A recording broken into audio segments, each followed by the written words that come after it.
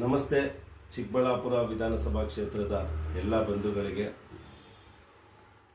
ಈ ತಿಂಗಳು 27ನೇ ತಾರೀಕು ಕೆಂಪೇಗೌಡ ಜಯಂತಿಯ ಪ್ರಯುಕ್ತ ಹಾಗೂ ಡಾಕ್ಟರ್ ಸುಧಾಕರ್ ಅಣ್ಣನವರ ಹುಟ್ಟುಹಬ್ಬದ ಪ್ರಯುಕ್ತ ನಿಮಗೆಲ್ಲ ತಿಳಿದಿರೋಂಗೆ ಸುಧಾಕರ್ ಅಣ್ಣವರು 18 ವರ್ಷಗಳಿಂದ ಸಮಾಜ ಸೇವೆ ಮಾಡ್ಕೊಂಡು ಬರ್ತಾ ಇದ್ದಾರೆ. ರಾಜಕೀಯಕ್ಕೆ ಬರೋಕ್ಕಿಂತ ಹಿಂದೆನೇ 2008ರಲ್ಲೇ ಉಚಿತ ಬಸ್ ಪಾಸ್ ಕೊಟ್ಟಿದ್ದರು.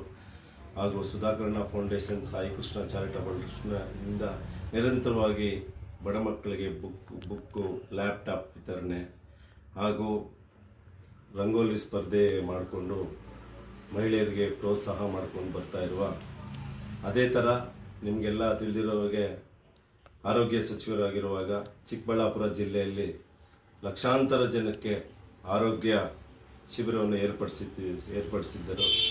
ಅದೇ ಥರ ನಮ್ಮ ಸುಧಾಕರಣ್ಣವರು ಚಿಕ್ಕಬಳ್ಳಾಪುರ ವಿಧಾನಸಭಾ ಕ್ಷೇತ್ರದಲ್ಲಿ ಕೋವಿಡ್ ಬಂದಾಗ ತಮ್ಮ ಕ್ಷೇತ್ರದಲ್ಲಿ ಎಲ್ಲರಿಗೂ ಫುಡ್ ಕಿಟ್ನ ವಿತರಣೆ ಮಾಡಿದರು. ಅದೇ ಥರ ನಮ್ಮ ಚಿಕ್ಕಬಳ್ಳಾಪುರದಲ್ಲಿ ಕನ್ಸಲ್ಲಿ ಕೂಡ ಯಾರೂ ಯೋಚನೆ ಮಾಡಲಿಲ್ಲ, ಯಾವುದೂ ಯೋಜನೆ ಇರಲಿಲ್ಲ. ಆಗ ಮೆಡಿಕಲ್ ಕಾಲೇಜನ್ನು ತಂದರು.